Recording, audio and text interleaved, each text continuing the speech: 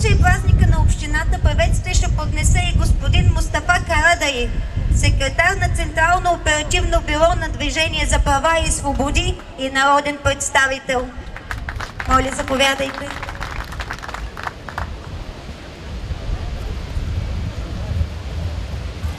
Saygıdeğer Ruyan halkı, selamun aleyküm. Sayın протокол, уважаеми колеги депесари, уважаеми гости, скъпи жители на община Руен и гости на Руен. Аз имам една много важна задача. Аз ви нося едни специални поздрави от един много специален и важен човек за нас, за всички нас, които днес тук сме на този стадион, от един човек, който е много важен за цяла България, а и не само за България. Този човек се казва доктор Ахмед Доган, нашия почетен председател, го поздравява. Както и нашия председател, господин Лютви Местан, ви поднасят своите поздрави, своите почитания, своите поздравления за това, което месец май 2013 година всички ние направихме заедно. За онова, което ние с нашите си действия казахме не на страха, не наново на диктатурата от пазача на Тодор Живков, защото преди 24 години, 89 година, ние свалихме Тодор Живков и неговата диктатура. И за това, че 2013 година, независимо от това управление, което се опитваше да всява страх,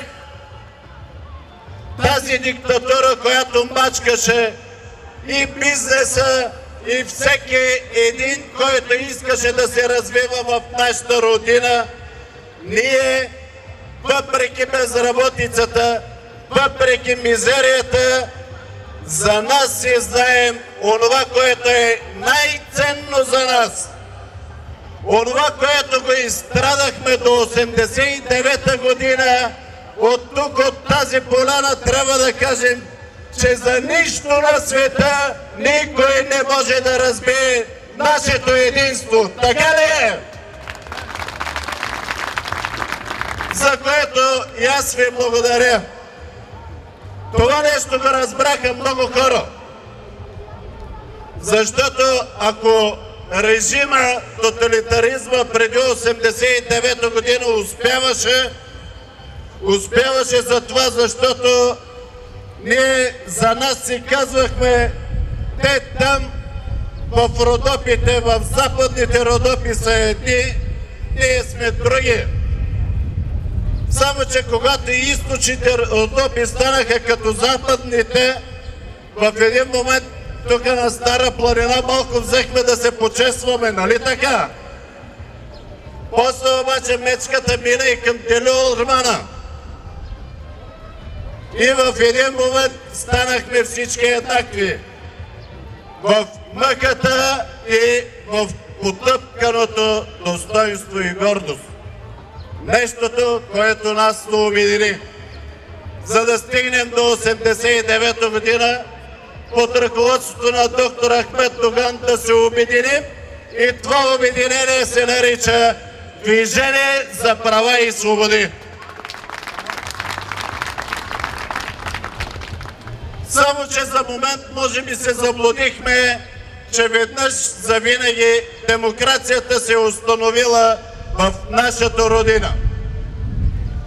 Уви, трябваше да го изживеем наново, за да разберем, че ние веднъж като сме се обединили, веднъж като сме тръгнали по пътя на демокрацията, всеки ден трябва да се борим за нашите права и свободи, защото видяхме, че след 2009 година наново тръгна пазача на Тодор Живков, който бил харесвал целите на възродителния процес и тръгна да ги прилага с други методи.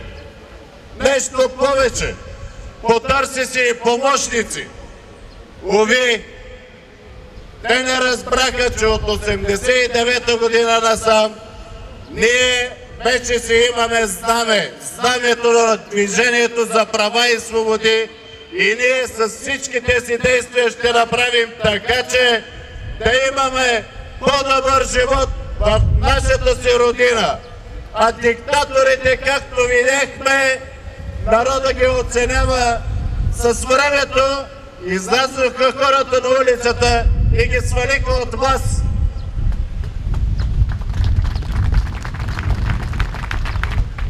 Няколко думи само за методите. Помните ги, нали? 2010 година полицията сваляше решетките на мюфтийството, за да ни назначават мюфтия.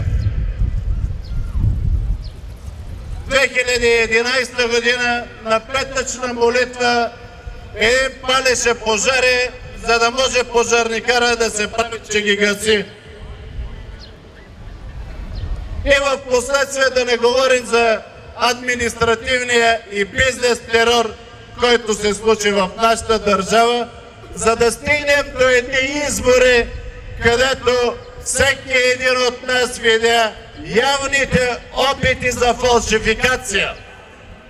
Само че пропускат момента, че ние ще съхраним и ще запазим демокрацията в нашата родина. Няма по-силно оръжие от демокрацията, защото ако си спомняте на 19 януари на нашата конференция, едни инструменти в техните ръце се появиха на нашата конференция с пистолети. Ние на 12 май им отвърнахме с куршумите на демокрацията, с бюлетината, за да получим поредния успех, за да участваме в следващото правителство, за да градим нашата родина, защото за 4 години и фискалния резерв изядоха и резерва на здравната каса, не се послониха и пенсионния фонд да го вземат в бюджета и да го изядат, а освен това и 5 милиарда дълг оставиха в държавата, а като резултат получихме безработица и мизерия. Така ли е?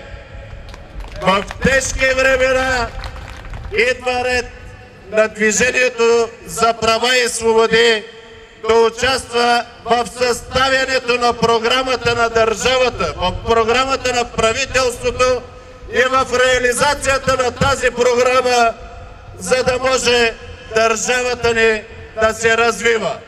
Вие си спомняте, 2001 година дойдохме на власт с фискален резерв 1 милиард лева. 2009 година им оставихме 8 милиарда и половина фискален резерв.